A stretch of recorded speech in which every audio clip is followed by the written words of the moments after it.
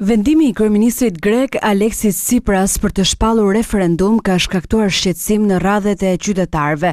Tsipras e bëri publik vendimin e tij të premten pas mesnate, në kohën që grekët prisnin të ishte finalizuar marrëveshja me kreditorët, një marrëveshje që shpresoi se do hapte rubinetin e financimit ndërkombëtar për Greqinë. Ashtu 27 qershor mesditë në qendër të Athinës.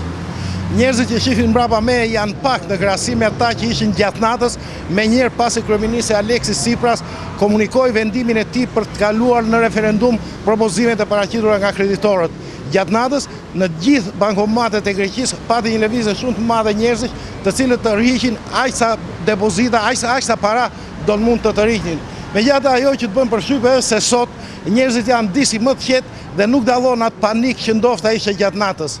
Όχι, δεν την πήρα όλη. Δεν είμαι από αυτούς που... Jo, nuk e tërhoqa të gjithë pensionin. Nuk jam nga ata që tremben. Mora një sasi të vogël për shpenzimet e përditshme. Nuk kam as pak frikë dhe e qesh me ata që dolën në mes të natës për të marrë parat. Nuk ka ardhur dhe fundi botës, kështu shpresoj.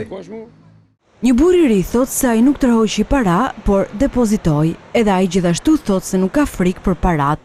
Që të kesh frikë duhet kesh para. Kur nuk ke para, nuk ka pse të kesh frikë. Këtu na sollën nuk kemi asgjë, vetëm që të ham dhe të mbulojmë shpenzimet e muajit. Atëherë për çfarë të kem frikë? Mënyrë pas shpalljes së vendimit për referendum, forcat e rendit kaluan në gjendje gatishmërie. Madje ministri i rendit urdhëroi që të kthehen në detyrë të gjithë pjesëtarët e policisë që ishin me leje të zakonshme.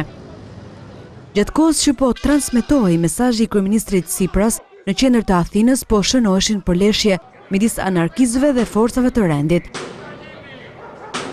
Vendimi për shpalljen e referendumit shkaktoi reagimin e fuqishëm të gjithë partive opozitare. Partia më e madhe e opozitës, Demokracia e Re, e akuzoi Aleksis Tsipras se po lëbon në emër të dramisë dhe theksoi se pyetja që duhet të shtrohet në referendum është po ose jo euros dhe Europës. Të njëjtën pyetje kërkojnë që të shtrohet edhe partitë tjera opozitare si Topo Tami dhe PASOK. Αυτό είναι το δημοψήφισμα. Referendumi ka dy përgjigje, njëra është nëse Greqia qëndron në euro dhe tjetra nëse kthehet te dramia. Kështu duhet vendosur dilema. Po të shtrohet kështu, grekët do të votojnë në favor të Europës. Një qytetar tjetër thotë se shpallja e referendumit ishte lëvizja më e mirë që mund të bënte Tsipras, përballë mundësisë që njerëzit të votojnë me shumicë në favor të paketës së kreditorëve. Κοίταξε, αυτό είναι αδύνατον, διότι ο κόσμος... Kjo është e pamundur të ndodhë. Çfarë do të thonë njerëzit, që të pranojnë masat shtrënguese? Besoj se refuzimi do të jetë në të mirën e vendit. Besoj se kjo lëvizje e kryeministrit Tsipras është më e mira në dobi të popullit grek.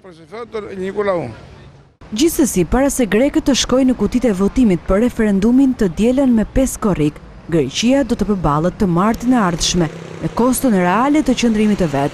Me 30 qershor duhet i shlyejë FMN-s një këst prej 1.6 miliardë eurosh, në kohën që arka e shtetit është e boshatisur. Mospagesa do të thotë de facto falimentim të Greqisë, me gjithçka mund të sjellë më pas ky zhvillim.